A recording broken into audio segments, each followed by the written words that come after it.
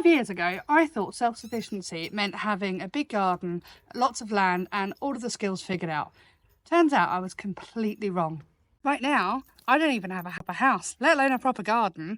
But turns out self-sufficiency is about what you know, not about what you have. But this next chapter is all about putting those skills to the test.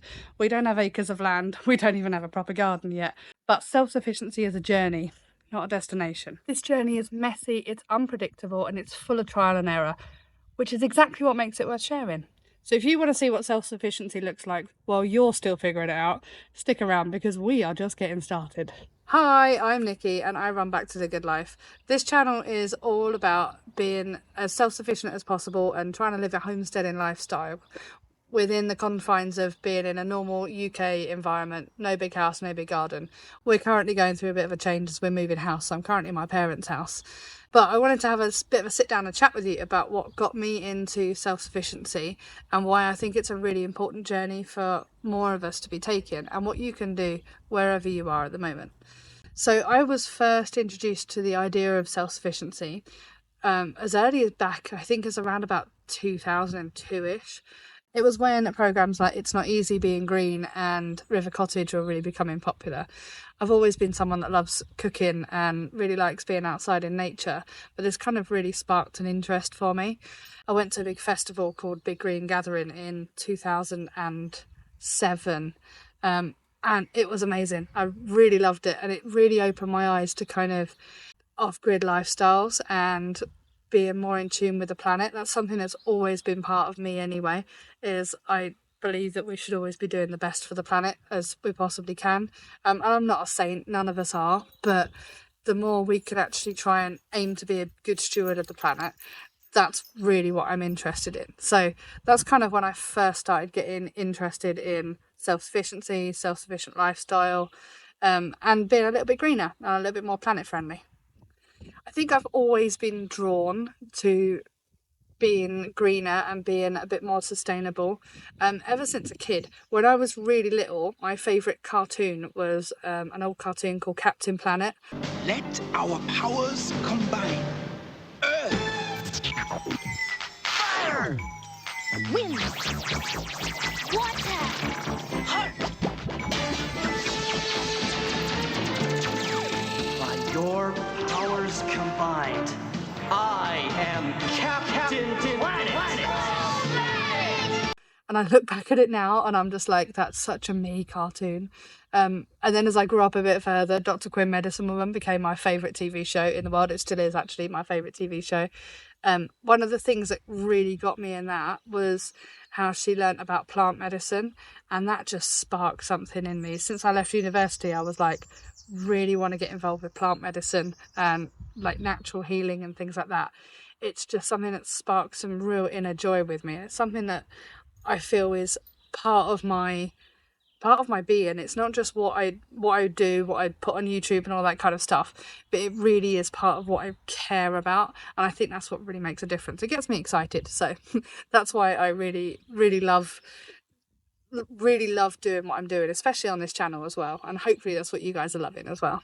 And we've always been a bit of an enjoyable country family. My parents actually come from London, so I think moving out to the country before I was born even had an impact on them in some ways. My dad's always tried to grow a little bit of veg here and there. It's always been a thing that we've done, not very seriously.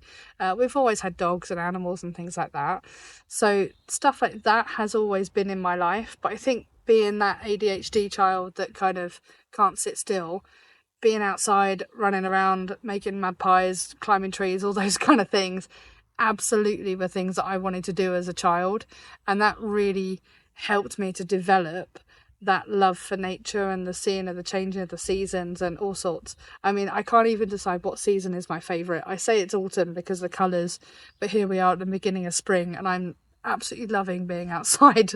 But then I also love winter because of the snow, and I'm an absolute sun bunny in the summer. So it's that kind of thing. I just love being in nature and being surrounded by nature. I think on the flip side of it as well, I really like the idea of self-reliance. I've gone through quite a few ups and downs in life, and I've kind of determine that I am the person that I will rely on the most. It's a bit different now, I have G as well, but I determine that I am the person that I rely on the most, and that has been really cool because it's really embodied that idea of self-reliance. It's like, can I do it? That's not really a question I ask. I'm just like, how am I going to do it? That's a question I ask myself now. So self-reliance, as well as self-sufficiency, as well as, growing your own food, plant medicines, all those kind of things, that is definitely something that is just, it's one of my ingrained core values, and it's definitely something I try and showcase on this channel, is self-reliance in what we're doing. Even if it's not perfect, give it a try, see what you can do, because I think it's such a powerful message and a powerful thing for us to be involved with. I think there's a really big misconception in the homesteading world that it's easy. Like, we joke that we're after the simple life, and in all honesty, that's completely backwards. The way we do things is normally a lot harder. It's a lot harder to grow your own food, and I still have not been able to grow anywhere near enough food to sustain our family.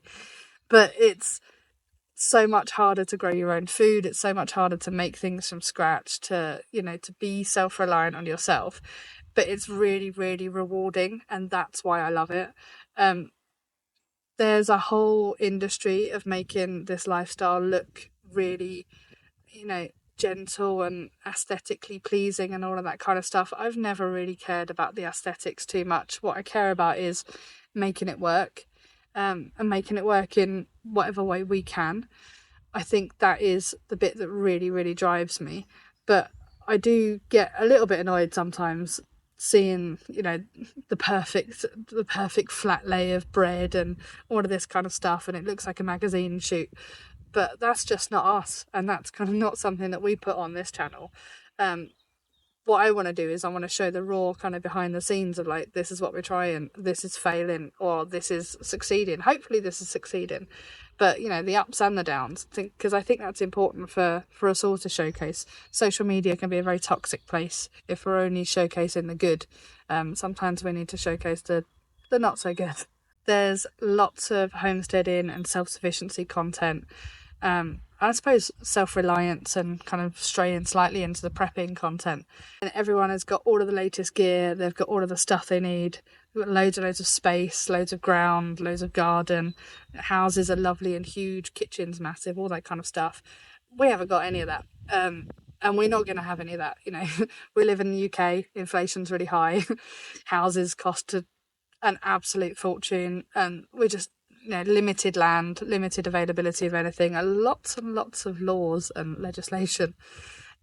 So what I really try and showcase is, from that perspective, what we can do with what we have got, what we can do with the house that we've got, with the land that we have got, which is not a lot, and basically what you can do on your own and with a small community. I do believe in small community. I don't believe in big community, but I do believe in small community. And that's kind of something I really want to showcase going forward. So I think, like all people, the global pandemic had a real big impact on me. Not so least because I actually met my husband during the pandemic, and we kind of got dating and realised that we quite liked each other and decided to get married, that kind of thing. So that was a massive, massive change in life. But before that, I was in a really bad situation mentally and all of that kind of stuff. And I'd had some real issues. And in a weird way, having that space during the pandemic was actually very, very nice for me, because it kind of allowed me to reset myself and really to look back on what the important things in my life were. And I was just kind of getting all that in order when I met my now husband. So it kind of like, it was always meant to be that we kind of grew that way, and I love that, and I think that's one of the best outcomes that you could possibly have. And I know a lot of people did a lot of like life reevaluation during that period, and I'm not going to say a pandemic was a good thing, but for some people, and me included, it gave a little bit of time and space to be able to reassess things, and I like that reassessment, and I'm really pleased with actually how that's turned out for us as a family, and me as a person. So yeah, that did make a big difference. I think one of the most unexpected skills I've learned while I've been doing this is just how to manage space a little bit better. there's a few tools that I've used. The Grove Edge Planner is one of my absolute favourites, and I'm not sponsored by them at all, but it's actually incredible. I'll leave a link in the comments below. Just understanding how to use space a bit more. I am an absolute obsessive about square foot gardening. I like things to be in rows, and I like to know how many things I'm planting and counting out. But square foot gardening and companion planting has been an absolute game changer, because it allows the right things to be grown in quite an intensive space. And when you haven't got a lot of space, using that space intensively and intentionally, I think is really important. So that has been one of my biggest learning curves. Also on the cooking side of it, learning how to make good bread. I'm always rubbish at kneading. I just can't knead to save my life. So having a mixer that can do the kneading for me, take that bit off of my plate, as it were, that's been an absolute game changer skills wise as well. And I'm just looking forward to seeing what other skills I can develop going forward, because there's always so much to learn when you're trying to aim for a more self-sufficient lifestyle. And I think that is something that I'm really super looking forward to. Something that I never thought I'd be doing, but now I can't live without, would have to be canning. Believe it or not, I spent ages thinking to myself, I'm never going to do pressure canning. It just looks too complicated and it looks too scary. I'm going to end up blowing the house up. But as soon as I put my first batch through an electric pressure canner, and I think that's the difference for me, the electric pressure canner is the way to go. I think I don't think I'd get on with a stovetop one. But as soon as I put my first batch through it, I was like, yes, I can do this. And now I'm like addicted to canning. So many things I can. I'm looking at everything like, I could put that in a jar. That'd be good fun. So yeah, that's definitely a skill that I didn't know that I needed to learn, and now I think has become a small obsession. But yeah, I love pressure canning. It's great. Yeah, the one thing I wish more people knew about trying to be more self-sufficient and this homesteading lifestyle is that you don't have to do it all at once, and you don't have to have all of the gear. That kind of goes together. It's so easy to watch channels, and I'm pretty sure mine included, that seem to have things figured out. I don't think we have everything figured out, but there's lots of channels that seem to have everything figured out. But you can start where you're at. You don't have to pressure can. You can start with a pan of boiling water, which is, most of us have that. You can recycle jars. You can make your own compost.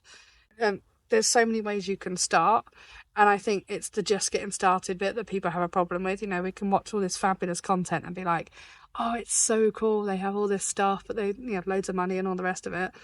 Just start with what you got, and you'll learn. There's so much to learn that actually it's easier to start with nothing and learn as you go, because that way you're not going to end up wasting time, effort and money. If I hadn't learned to pressure can in an electric pressure cooker, I would have bought a stovetop canner, and I'm so pleased that I didn't now, because having thought about it, I don't think that would work for me. So that's one of those things, isn't it? You learn as you go, and I bought an electric pressure cooker for other things, used it to pressure can, absolutely fallen in love with it, but I don't think a stovetop one would do the job for me. So it's just one of those things, work with what you have and see where you are, and see what skills you learn. So as I mentioned earlier, we're in a massive transition at the moment, because we've just bought a house and we're kind of between houses at the moment. The house we've bought hasn't got a huge garden, but it's got a slightly bigger garden. And we've got a little bit more scope to do things. So I think the next phase in our journey is, again, learning more skills. We want to get chickens and ducks. That's something we want to look forward to. And bees. So we've got a little bit more space to do that. That's something I'm really looking forward to. So in 5, 10, 15, 20 years time, whatever, I would absolutely love to build my own house. That's something I've always wanted. I want to build a straw bale house, which is crazy. It's really difficult to do in the UK. I never pick an easy project. But yeah, I'd love to build a straw bale house. I'd love to be on a property with a little bit more land, and I would really, really honestly love to have somewhere that we can invite people in so that they can learn skills as well. So I think learning from real people, like at real times, is really, really important, which is kind of why we've made Grow, Make, Learn as well, which is our self-sufficiency subscription box, because it's kind of a way for people to get into the lifestyle without having to overcommit, which is something I do all the time. But yeah, so having somewhere that we could actually bring people in and teach them skills and have like a kind of a retreat workshop type thing going on, that's my absolute dream. But I don't know how long that's going to be away. Probably at least a decade. So we'll see how this channel goes from there on. But yeah, but that is it. And I hope you've enjoyed it. I know this is a slightly different style of video that I normally do, but I really wanted to kind of sit down and have a kind of a bit of a chat with you. It's been lovely to have you all here. If you like this type of content, please consider subscribing, because this is the kind of stuff we do all the time here. Pop a like, because it really helps the algorithm to push our video out to more people, which would be really, really lovely if more people saw things. And yeah, if you have any comments below, I'd love to hear it. What is your biggest skill that you have learnt while you've been on your homesteading and self-sufficiency journey? Please pop it in the comments. It'd be really interesting to hear from you. Other than that, I will see you in the next video. Bye bye.